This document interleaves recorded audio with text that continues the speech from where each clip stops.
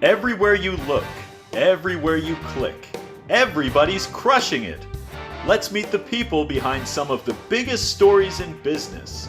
Find out how they got here, where they're going, and how they're giving back. Everybody's Crushing It starts now.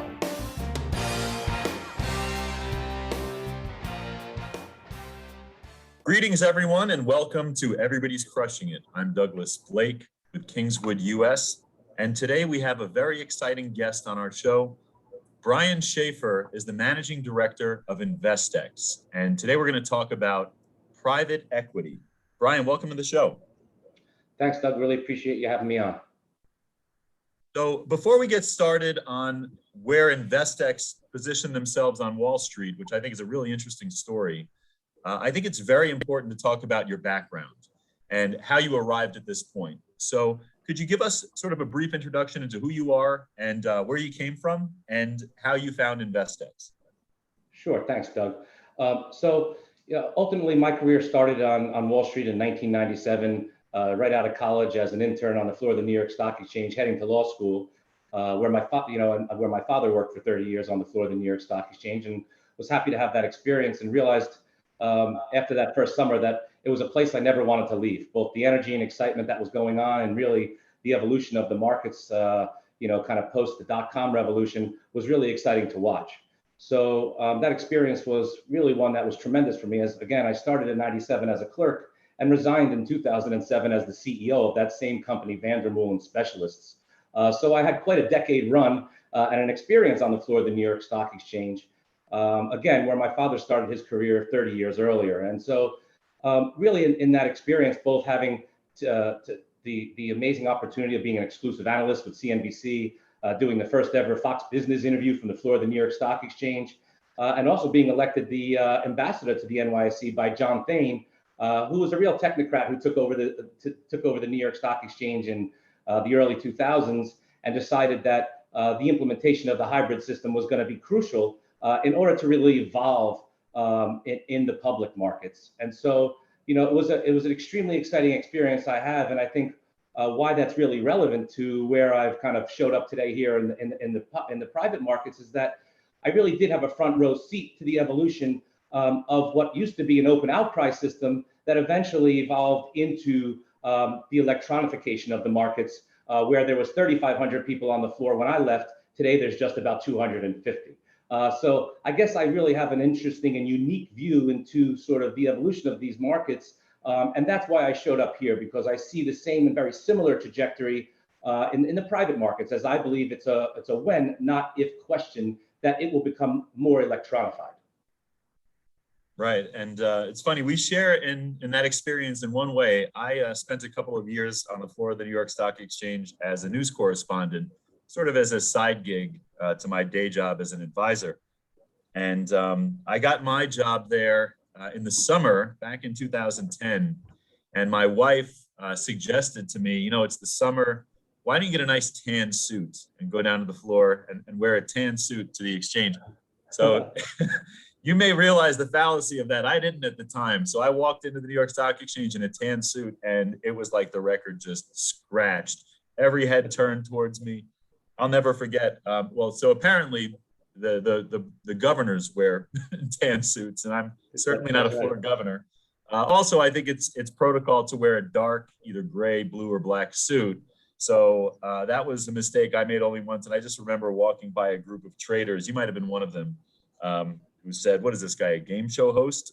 Yeah, that's a tough move for your first visit. Yeah, and I know that they're. They could be pretty tough on the new guys on the floor. So I can only imagine the abuse you took. Yeah, they didn't take it easy on me that day. And, they crowd around when you do your broadcast. So it was a little bit intimidating. But, it was good to get the embarrassment out of the way, because there were many more instances like that over the next 3 years while I was there. But, it's a microcosm to me in that the New York Stock Exchange is really sort of the ultimate forum for an old technology having to sort of drag itself along, kicking and screaming from the traditions and the heritage into this new age of lightning fast trading, of technology. The screaming on the floor has been replaced with the beeping on those handsets. And I think it really speaks to what InvestX is trying to do with private equity. So could you give us a little bit of a background on InvestX? What do they do? How do they see private equity, and what's the goal for this initiative? Yeah, so ultimately, if I were to kind of distill that down to one mission statement, the way we think about it at InvestX is really with the most ambitious goal, but something that we think, again, is something that's attainable, because it's not rocket science at the end of the day, but it's really trying to figure out how to build the rails in order to transact in private equity and give a wider swath of the retail community access to private companies. One of the trends and sort of data points that we've recognized very early on, and that my partner and CEO founder of the company had recognized very early on, was that the trend of companies staying private 3 to 5 years is now 10 to 15. And so there's a tremendous opportunity being lost because there's only a handful of the big boy investors who are actually gaining access to these private companies. But that's something that has come to light as of recently. And so again, in our mission statement is really to democratize and electronify the process the same way I watched it from the front row seat at the New York Stock Exchange, and the way it sort of progressed from the point of sale, where if you wanted to transact in Disney back in 2005, let's say, you needed to come to the point of sale, and that's where the price discovery would take place. And it was really a man plus machine scenario in order to get transactions on the tape. Whereas today, the private equity markets are extremely antiquated, and there's a handful of bad actors, if you will, in the space that's sort of created this nefarious, call it reputation, around the ability to invest in private companies with complete transparency. And so we're trying to solve for that by giving both a larger swath of the retail public access to private companies, but at the same time also trying to deliver, and not trying, but actually we are actually doing, by delivering a platform that enables the institutional community to level the playing field with the bulge brackets, who are all thinking about how do they get themselves involved in this exciting asset class, as we recognize it is completely insatiable in terms of the demand and pistol hot as far as the amount of people that want access to it. Absolutely. And it's interesting because I met InvestX through the journey that I was traveling in building out the alternative investment platform for our two sister companies, Kingswood US and Benchmark Investments LLC. And I wanted to bring this asset class to the retail investor. And frankly, it's not a very well-kept secret. The retail investor has drawn the short end of the stick really throughout the history of Wall Street in this important way. If there's an IPO out there that we want, we can't get it.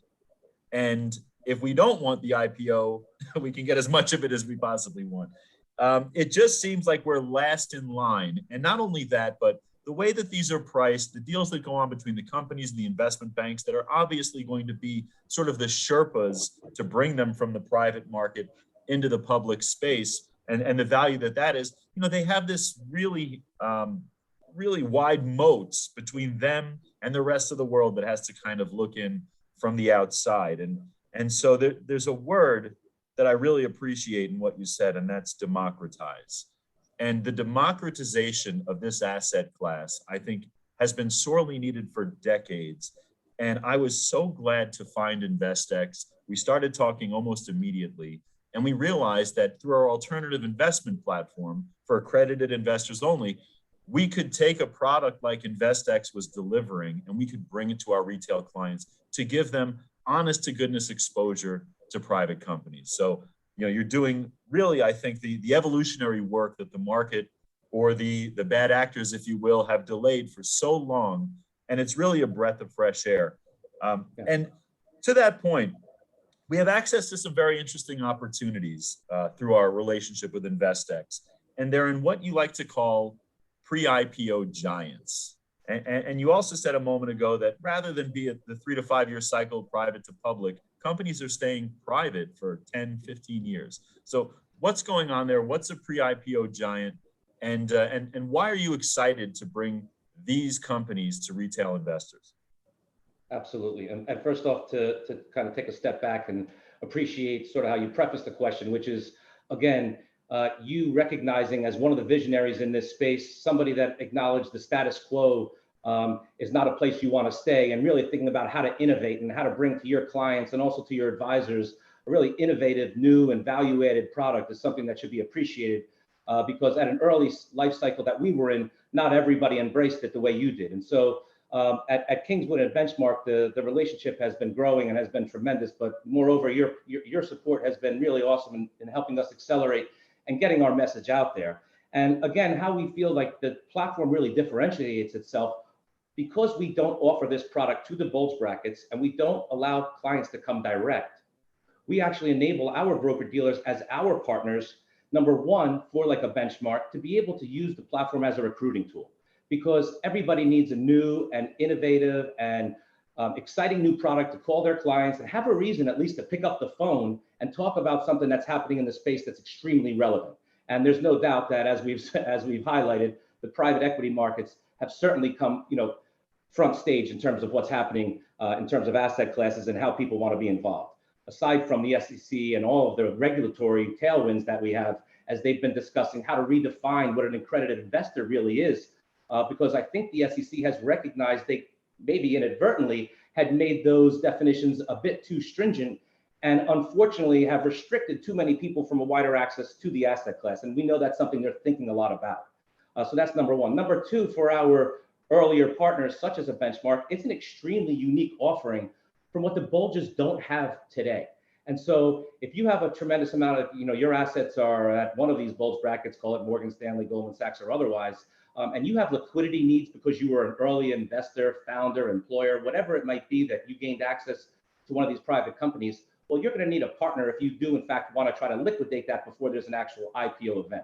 And that's what the GEM platform, as far as our high-touch, outsourced trading desk is concerned, for private equity. And I believe that's an extremely unique approach that we have taken, as we really take a white glove approach to our clients to really help them solve for their liquidity needs in the private markets. And that's how we intend to partner with the broker-dealer community at large. I want to jump in there because you beat me to the punch here. The GEM marketplace is something that I think is a really exciting concept, and it really brings your past, present, and future to this perfect inflection point. And then I can't say the word democratization without saying the word decentralization. And there was really sort of a consolidation of power, of money, of access amongst the chosen few. You're referring to them as the bulge brackets. I like to say the money center banks. They have certainly held all the cards for a very long time. And I only think that it must be the innovation, that we saw, let's say with the NASDAQ when they first kicked through, even the BATS trading system not too long ago. The GEM marketplace to me is a new idea. It's the birth of a decentralized exchange. It's almost like the buttonwood tree 140 some odd years ago, and you're at the forefront of that. So tell me how that works, the GEM marketplace, and why this new exchange, this new idea, is potentially so important and such a game changer for private equity. Yeah, so for two reasons, really. And the GEM platform has two very distinct offerings. The one piece of it is the SPV trading itself. So we actually go out with our deal team and look to ascertain access to various pre-IPO giants. And to take a step back and explain why we've rebranded what used to be known as a unicorn, right? Anything with $1 billion valuation or more, is because we don't see unicorns as a majestical fictional creature. We do see unicorns as a majestical fictional creature, but we don't see pre-IPO giants as one. And today we've identified almost 700 pre-IPO giants, companies that are still private, 5 to 15 years, that are well past the $1 billion valuation mark, right? So if we think about Amazon, who went public at a $600 million valuation, is now close to $1 trillion. You have just for one example, Impossible Foods still in the private markets at a $10 billion valuation.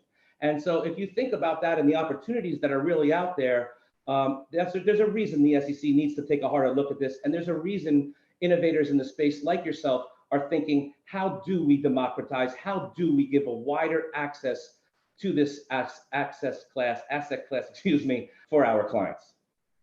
Right, and I think the marketplace could be a valuable tool for that. The GEM marketplace is something that you guys have really pioneered, and it's potentially almost like a peer-to-peer platform for trading in these names. it addresses two issues that private equity obviously have with the regulators, with investors, with detractors who are maybe against providing broader access to this asset class. And that's that there's a lack of liquidity and a lack of transparency. And I think the research that you do and really shining a light on these pre-IPO giants helps in a great way with the transparency. And if we could potentially scale this up to address the liquidity, we've really got something here. That's And exactly I'll right. say, with our limited experience, just over the past 2 years, really developing this relationship with you, we've had really great returns. A lot of our advisors are just thrilled to be able to offer this product to their clients. Where do you see this going? Does this become sort of like a tangential exchange to the other markets, or is this just sort of an embedded infrastructure to the services that you offer? Yeah, no, great question, Doug. And so, as we think about kind of where the puck is going, not where it's at, and we're always trying to skate to where the puck is going, we absolutely see this becoming an exchange, at least on the high touch block trading institutional side of what we do. And we have applied for our ATS license that, from what I understand, we're very close to being, we're very close to getting our certification for, is that eventually that's where we see this going. And quite honestly, as I watch the evolution from sort of a 30,000 foot view, I see what Carta and Forge are doing today as really unregulated exchanges, right? And so as you bring up a great point, I think eventually, as we've talked about the regulatory dust settling, they're going to take a much harder look at how these transactions are being handled.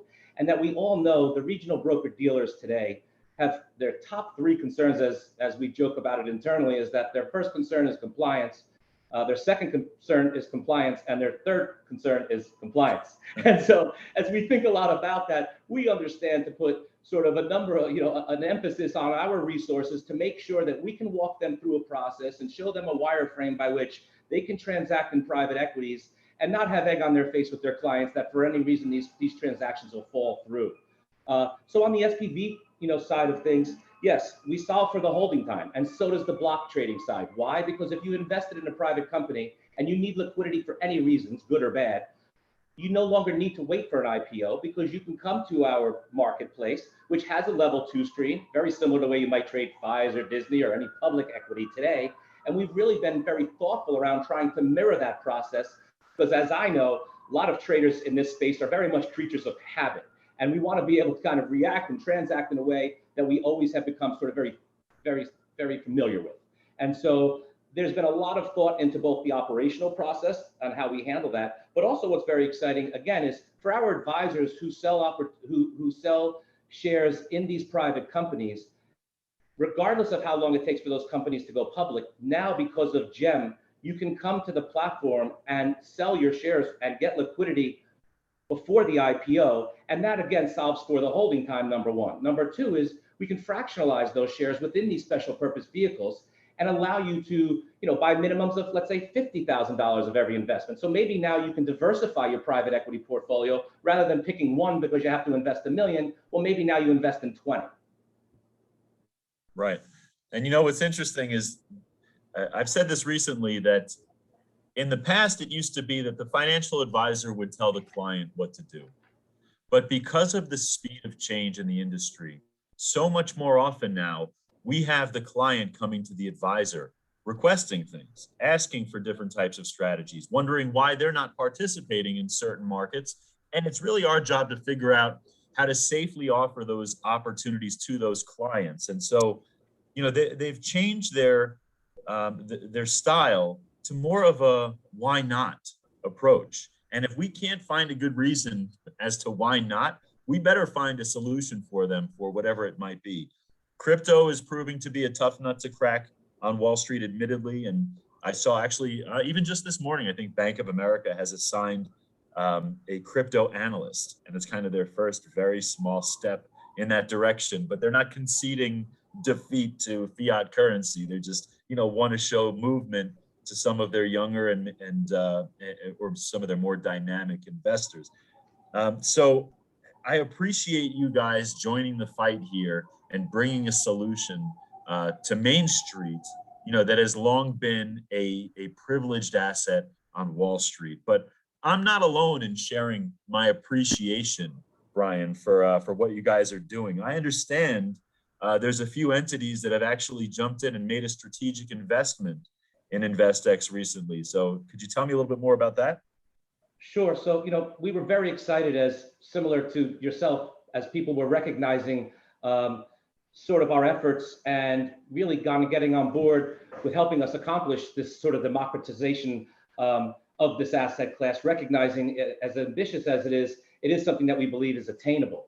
And so similar to the way you recognized the value that we were trying to bring, we received quite a bit of inbound interest around investments in InvestX, including from Virtu, Jefferies, Canaccord, and others. And so recognizing, number one is, we were very strong financially as far as our balance sheet is concerned, but what we understood is that we really needed to accelerate our momentum in three key verticals.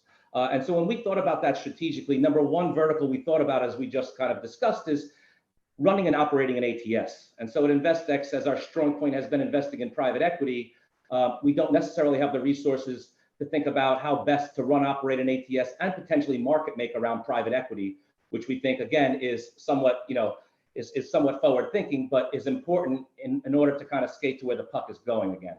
And so that was number one vertical, is finding ourselves a partner in that space. And so Virtu fit quite perfectly, as you know, as one of the largest high frequency and market makers around OTC stocks as well in the world. They were very excited as they recognized, look, they make markets in basically every asset class around the world, 24/7, 365, and knew that this would be a space that they need to be involved in as well. So we were really excited about their involvement there. And Doug Sifu specifically, who has just been a tremendous accelerant to what we've been trying to accomplish here at InvestX. And we were really happy to kind of pull out a seat for him and take a spot on our board. And so that was really flattering to have that sort of type of thought leadership behind us. Number two vertical was thinking about middle sort of market banking or otherwise, warehouses, lines of credit, and things of that nature, for being able to participate in bigger deals, and also having more experienced bankers who can get behind and help us think about the evolution of private equity, the various companies where we might want to be making investments, and where we can help our clients gain access to information. As we've discussed, it's become very asymmetrical. And so in order to really ascertain financials or other information that's not publicly sourced about these companies, it takes a lot of sort of thinking outside the box.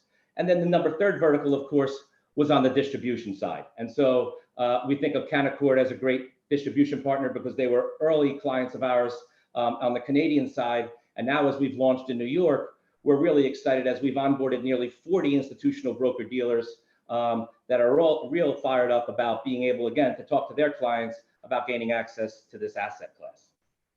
That's incredible. And I can't think of a better validation for your work than to have both the fintech side and the traditional investment banks come together to support the cause. And to your point, I mean, the stronger this gets is the more people participate.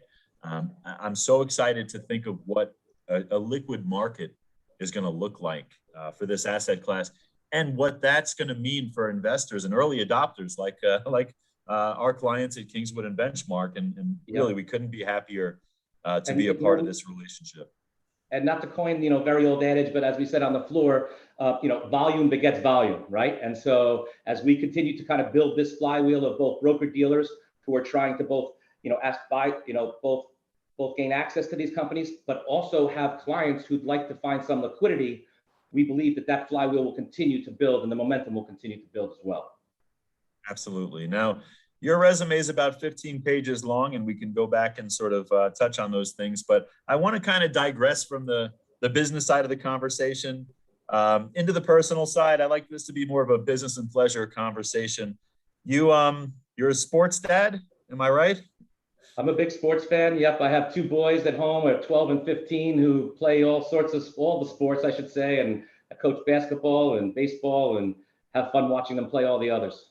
Oh, that's awesome. And I don't know how you find the time. And I have two daughters, 12 and 10, and they both are swimmers. They're getting into competitive swimming. So every day I drive them to the aquatic center for their swim lessons, and I have the phone on, Bluetooth, because we're still working. As you know, I'm sure you got your earbud in when you're on the sideline.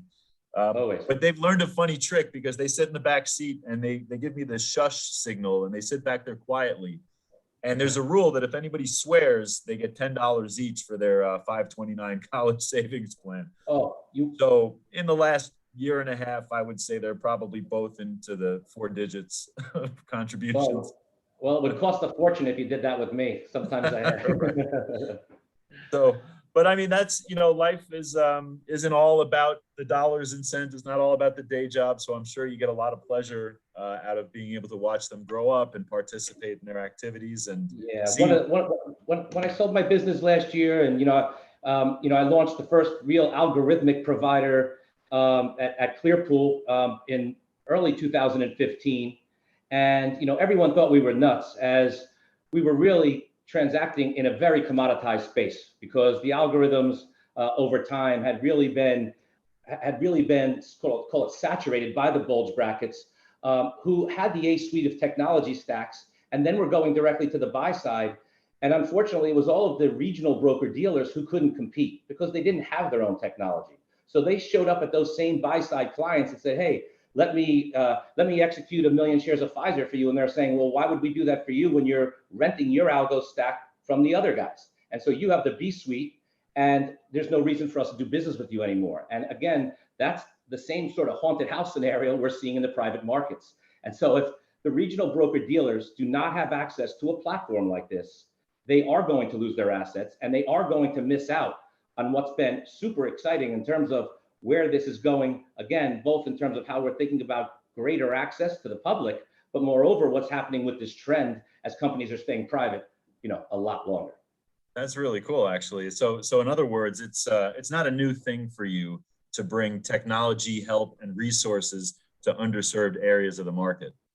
Yeah, absolutely. And again, when I sold my company last year, I thought for sure I'd be in retirement for a few years and maybe just drive the kids to school. But when I was introduced to Marcus via one of the venture guys that I had worked with in selling Clearpool, I recognized right away I didn't have time to sit on the sidelines and watch this go by, but that I should be participating, because again, I saw this movie once before, and I really think that I could add some value in terms of the evolution. And now I've brought on the right partners. We've all brought on the right partners with Virtu and Jeffries and Canaccord, of course. And if you think about that type of thought leadership, right, and Rich Handler, who's one of the longest standing, I think highest paid chairmen in Wall Street history, has seen a lot. And Doug Sifu, who obviously comes with a tremendous reputation as one of the most well-respected CEOs on Wall Street, formerly a Juris Doctorate from Columbia, started his career as an M&A guy, has a unique sort of view into how this has evolved also. So having that level of thought leadership behind us gets us really fired up. Oh, that's awesome. And we're so excited to be a part of the story and holding on tight so that we can come along for the ride. And, in life, obviously the work is important, but when you have prosperity, when you have success, a lot of people think that there's an obligation to give back. And I've found amongst the most successful people that I've worked with, that I've spoken to, that purpose is so important to keeping the wheels turning. Life can't be all about making $1. It certainly can't be about making $1 for somebody else, and even worse, making another $1 for a guy who already has plenty of dollars. We love the concept of people who take this opportunity to make the world a better place, to give back. And Brian, I know you're really invested in that. So I'd love to hear more about some of the causes that are near and dear to your heart.